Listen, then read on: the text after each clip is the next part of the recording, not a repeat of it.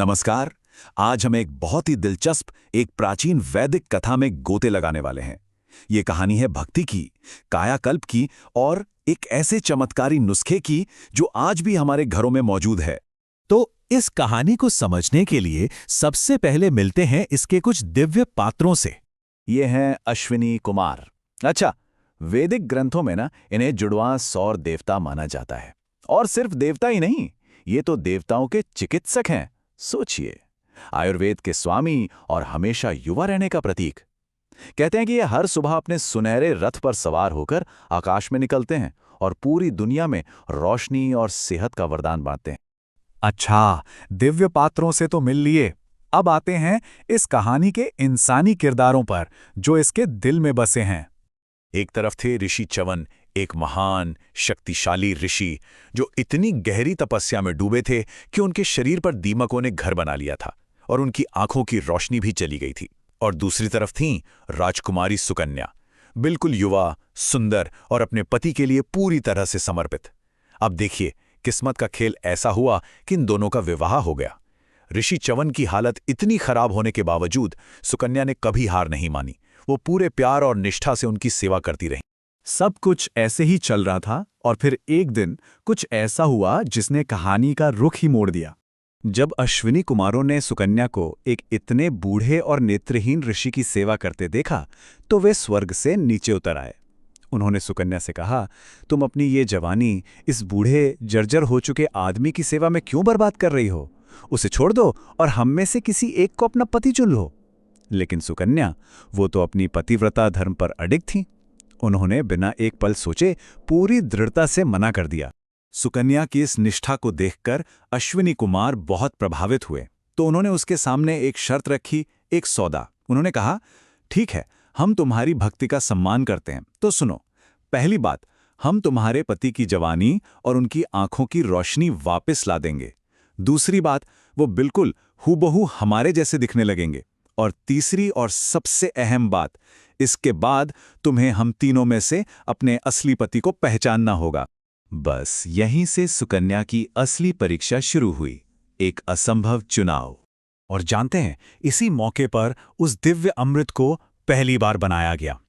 अश्विनी कुमारों ने जीवन देने वाली खास जड़ी बूटियों, आंवले और शहद को मिलाकर एक लेप तैयार किया। जी हाँ, वही लेप जिसे आज हम च्यवनप्राश के नाम से जानते हैं।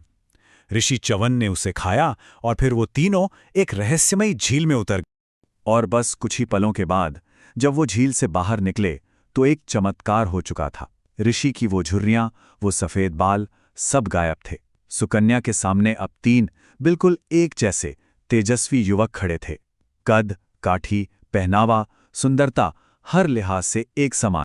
उन तीनों ने एक ही आवाज में पूछा, हे सुकन्या, चुनो, तुम्हारा पति कौन है? अब जरा सोचिए, उस पल सुकन्या के दिल पर क्या गुजर रही होगी। ये तो एक असंभव सी चुनौती थी। लेकिन यहीं पर सुकन्या की बुद्धि और भक्ति काम आई। उसने आंखें बंद की, प्रार्थना की, और जब दोबारा आंखें खोलीं तो उसने वो बारीकियां देख लीं जो एक इंसान को देवताओं से अलग करती हैं। देखिए, जो देवता थे यानी अश्विनी कुमार, उनकी पलकें नहीं झपक रही थीं। उनके पैर जमीन से हल्के से ऊपर थे और उनके गले की माला एकदम ताज़ी थी। जबकि ऋषि च्यवन, भले ही उन्हें दिव्य शरीर मिल गया था, थे तो वे इंसान ही। उनके पैर जमीन को छू रहे थे और उनकी आंखें झपक रही थीं। बस सुकन्या ने बिना किसी शक के अपने पति को पहचान लिया। सुकन्या के इस एक सही चुनाव ने सिर्फ उनकी अपनी दुनिया नहीं बदली, बल्कि इसने पूरी मानवता को एक अनमोल तोहफा भी दिया। तो फिर क्या था? इस सही चुनाव का इनाम सबको मिला। च्यवन ऋषि को उनकी जवानी और आंखों की रोशनी हमेशा के लिए वापस मिल गई। सुकन्या की भक्ति का लोहा सबने माना और उनकी हर जगह सराहना हुई। और अश्विनी कुमारों को भी उनका इनाम मिला। उन्हें पवित्र सोम रस में हिस्सा पाने का वो अधिकार मिला जो उन्हें पहले नहीं दिया गया था। और यही वो पल था, यही वो घटना थी जो इतिहास में पहली बार उस हर्बल अमृत के बनने का प्रतीक बनी, जिसे आज हम च्यवनप्राश यानी च्यवन का भोजन कहते हैं। सोचिए, एक पौराणिक कथा से एक असल उत्पाद का जन्म हुआ। तो इस कहानी की सबसे बड़ी विरासत यही है, मानवता के लिए एक तोहफा। च्यवनप्राश का ये जो नुस्खा है, ये लंबी उम्र, मजबूत इम्यूनिटी और अच्छी सेहत को बढ़ावा देने के लिए हम इंसानों को दिया गया था। इतना ही नहीं, अश्विनी कुमारों की इस हीलिंग पावर से जुड़ने के लिए एक खास मंत्र भी है।